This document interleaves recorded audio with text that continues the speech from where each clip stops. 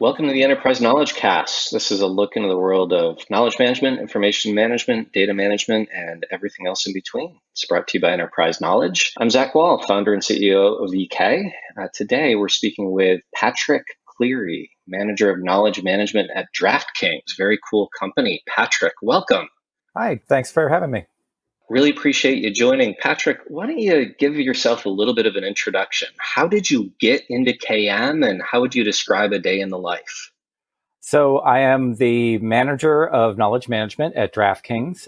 DraftKings is a sports entertainment company. We were focused on daily fantasy sports. Now we're working into the sportsbook world, which is betting on sports, which has just become available in many states in the United States. I'm not a traditional knowledge manager, or at least I didn't get into knowledge management in a traditional way. I was working as a graphic designer at a consulting firm. It was business consulting, so it was sort of like a McKinsey or Bain, but on a smaller scale. They did have a pretty robust knowledge management department with a CKO, with a chief knowledge officer. She used a lot of our services in the graphic design department, especially for charting and analytics, visualizations, etc. And in working with her and with her team, when she had an opening for a knowledge editor position, she asked if I would be interested. She liked how I organized her workload, the files that came in, how I displayed the workflows that were coming through her team. And I had been in graphic design for a while, and I didn't necessarily want to continue on that path. So I took a chance, started as a knowledge editor, and after I exited that consulting firm, I joined a much smaller consulting firm who, much like almost every other position I've gotten since then, they went to a recruiter and said, we need somebody to organize our content, and we don't know what the position title is for that. Do you know what that would be? And they landed on knowledge manager, and that's where I am right now. Excellent. Now that's changed a little bit from my view. My sense is that organizations are waking up or becoming more aware of what KM is and why they need it. Are you seeing that too, or are you still finding that it's somewhat of a circuitous route to you for these organizations? Honestly, I think that knowledge management really had a heyday from the late 90s until about the early 2010s. That's when I saw a lot more awareness about knowledge management in the fields, especially field of consulting. Of course, in law firms, knowledge management is quite well known. But in the general zeitgeist, knowledge management has kind of fallen by the wayside as technology has improved, or at least in my viewpoint. I think that knowledge managers are seen almost like indexers for Yahoo would be seen back in the day when everything was indexed by human eyes, right? So it used to be that you would need a knowledge manager to create your systems of tagging, metadata, labeling, really that content management portion of it. And so many organizations really do think that knowledge management begins and ends with content management, such that content management systems or content management strategies, software packages are expected to pick up so much of the slack of what one or two knowledge managers could do. So I find a lot of places are relying much more on project managers or team leads, even in technology fields, some scrum masters. They're all looking for systems that can take the place of a full-time employee to do this kind of work. So I think that it's still just as needed. It's just that, like a lot of different systems in traditional business settings, it's expected that the software is going to take care of it for us. Yeah, so there's something to really like in what you just shared, and something that I don't like at all. The thing to like is the fact that organizations are looking at different people to do KM, right? It should be the job of scrum masters and project managers and people who own content and people that do business. That's great. But the idea of doing that in lieu of having a dedicated KM professional is not ideal, right? And I think we've seen too many times that just doesn't work for an organization. So before we get too far, talk to me about what your definition of knowledge management is. It's one of those things I always like to ask because even from KM professional to KM professional, it can really vary. You scratch the surface of this by telling us what it's not, but why don't you tell us what is KM from your view? For me, it's using the entire organization over time, using the learnings of everybody within that organization to set the policy, procedures, understanding of your field, understanding of the world, and to arrange all of the content, learnings, conversations in a way that everybody can access them easily, and to set procedures for capturing that in a as seamless and as painless a way as possible, which Great. isn't a very academic way of saying it, I know. Oh, well, that's why you and I are going to get along, because I think that, the reality is that effective KM is done in the field. It's done by practitioners. It's not done by people that know the ins and outs of all the academics of KM. So it sounds like you kind of stumbled into this, right? You figured out what KM was. Sometimes it wasn't even called that when you were being asked to do it. Do you still find that there's that challenge, that there's that struggle within, say, DraftKings at this point, where people don't really understand what knowledge management is or what it's for? Or is that clear now? I think that individual companies really do set what their knowledge management policies are. And like I said, it really begins with content management. I find that I'm brought in quite often to the positions that I've had where I'm brought in as usually the only knowledge manager, at least to begin with, to get the content management systems organized, to set up a knowledge base. There's a lot of software companies that will bring in a knowledge manager for setup and maintenance of a knowledge base or a series of knowledge bases.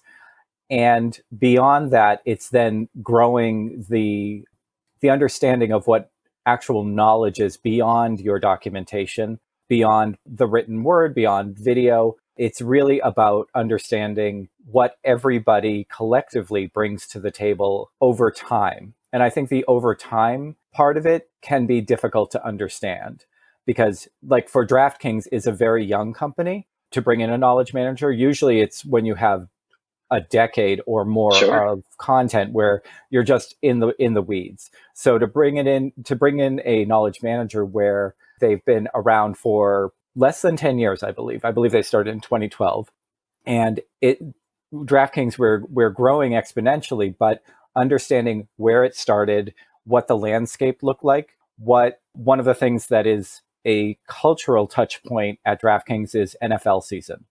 NFL is where lots of people do lots of type of wagering on sports. It's where daily fantasy sports in the United States, that's where most of the action is. That's where people tend to think of for daily fantasy sports. And so ramping up for NFL, what that first NFL launch looked like when DraftKings first launched the product, things like if Gronk spikes a ball, is there a spike in our services? Can the server go down? How do you prepare for that? How do you remember that from year to year to year as we get larger? All of that is cultural knowledge over time that is aligned with technical knowledge over time, which then you also talking about hiring, you're talking about understanding of sports, enthusiasm for sports. There's a lot of different pieces that actually build the company that have nothing to do with the software products, that have nothing to do with the bottom line, but all of it combined creates a company that hopefully is set up to just succeed throughout many more decades. Patrick, I think you hit on a really important point. And, in my career, I've seen a lot that there's almost a conflict in knowledge managers. Some say it's very much about culture and organizational development, and others say it's very much about technology, as you say, content management and search and tagging. And I think you just made a really cogent point that it's both. And at DraftKings, your role is about maintaining the knowledge of how to find something and how to do it, but also the culture of building that culture and expressing that within the company. Did I get that right? Yeah. And it varies from company to company. We are a sports entertainment company. And so while a lot of people come into the company who, like myself, might not know a lot about sports, there has to be enough understanding of sports players, what excites people who are going to work with our product. All of that has to be built into all of our systems, including down to documentation, release notes, technical manuals. All of that has that as an undercurrent. So it's both cultural and content based. Excellent. That's really valuable. We talk about KM in terms of people, process, content, culture, and technology, and I think you just hit every single one of those elements through your definition and description. So great. That's really helpful. Thank you.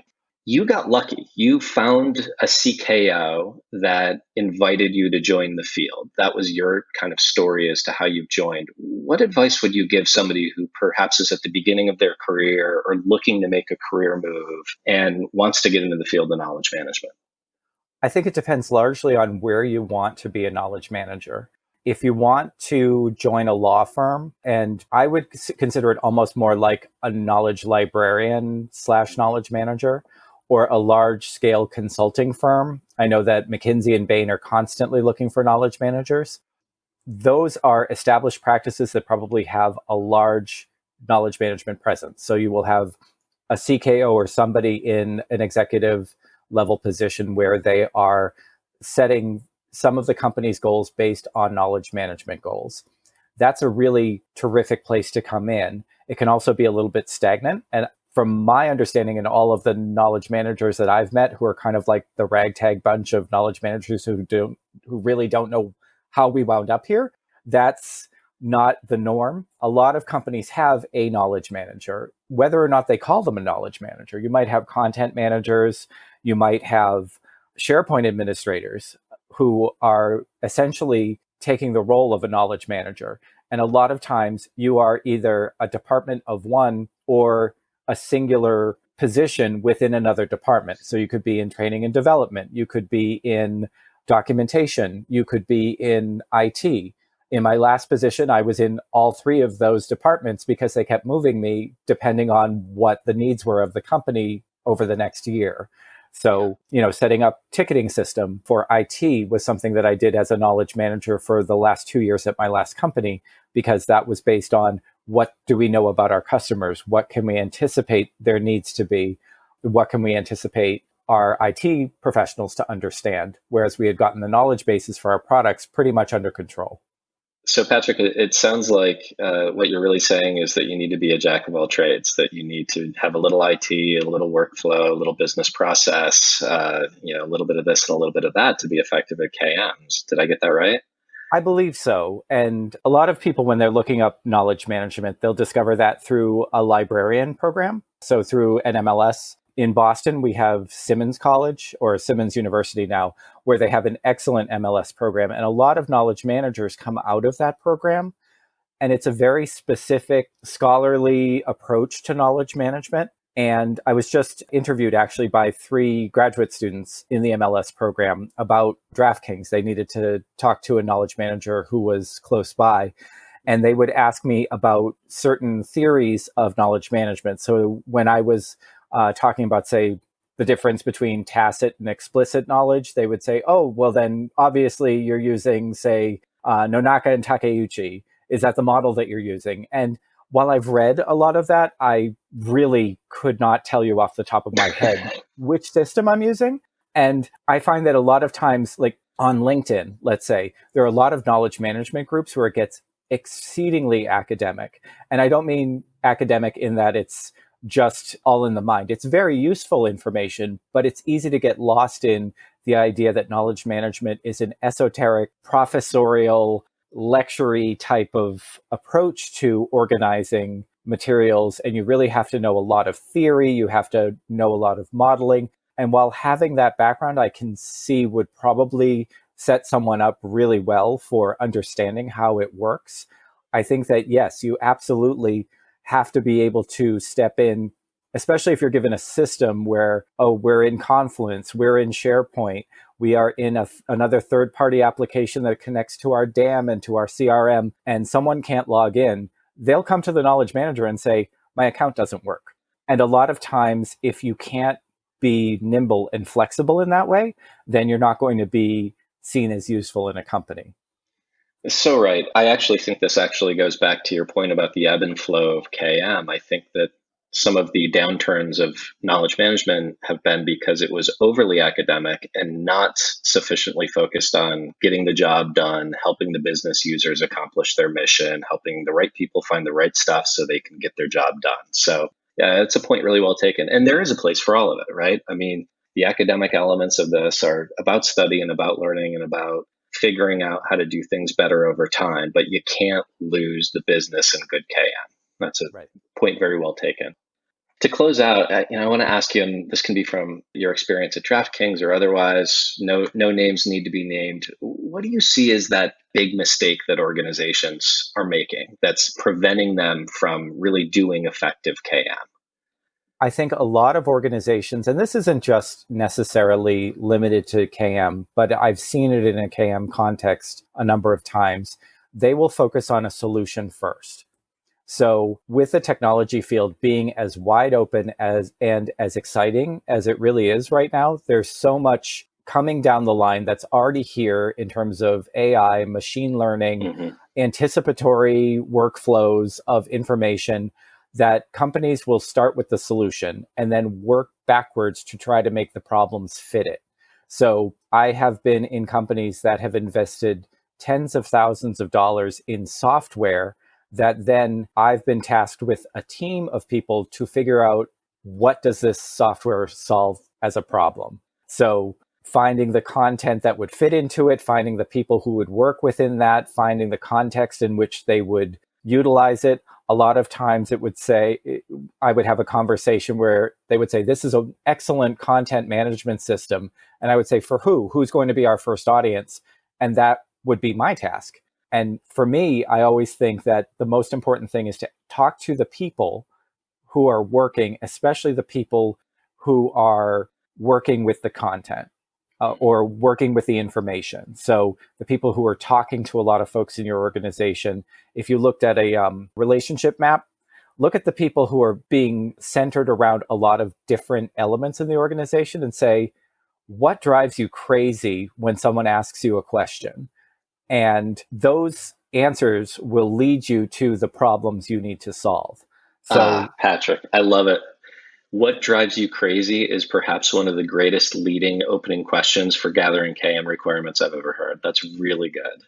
and it's a very scary question to ask, especially asking people who aren't in positions of power in an organization, because I think everybody gives a lot of lip service to the executive assistants and the IT professionals and the customer service people are the ones who know everything in an organization. But they're also the people who are least asked about how to improve the organization. And they're the ones that know all of the systems because they have to dip in and out of a lot of them in order to get their work done. And sure, and those are the folks in the trenches actually trying to capture the knowledge and manage the knowledge and ensure that it gets to the right people. So that's a point really well taken. So two big takeaways there. One is ask real questions. What's hard to do that's frustrating? What's driving you crazy? Get to those good answers from the right people, and you have the beginning of a business case. And then secondly, and I love your point here, yeah, there's a lot of cool, exciting, sexy technology out there, but don't buy it for the sake of having the cool new toy. Get it because it's what your folks need to do their job, right? Yep. The only other thing that I tend to advise people when they're looking for systems is look for the least amount of system you can to solve the problem that you're trying to solve. The larger the system, the more in trouble you're going to get. That's a great agile point. Are you an agile person, perchance? Oh, yes. Yeah.